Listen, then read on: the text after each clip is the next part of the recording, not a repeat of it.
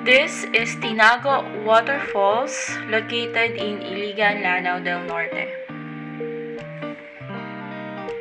From Iligan City, sasakay kayo ng jeepney to Linamon area. And from there, you can rent a habal-habal for roughly around 200 to 300 pesos per head. Yan. Tapos, bayad kayo ng small fee sa entrance. And hike na po yan pababa. Sobrang nakakapagod siya. Kahit na paved na yung way. Pero, sobrang worth it naman kapag ganito kaganda yung sasalubong sa inyo sa baba. Highlight ng trip na to is yung kasama ko dito, yung friend na kasama ko dito, we are so used to just rolling it out kapag nagta-travel kami.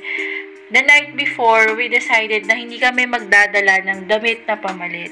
So, iniisip namin matutuyo lang kami, nasa bukid naman, and hindi namin alam na yung ibang galaan pala is dadaan kayo sa main road.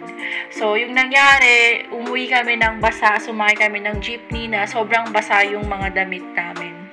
Ayan. And sobrang lamig din dito. Sobrang lakas ng current. Makikita nyo naman po yung mist.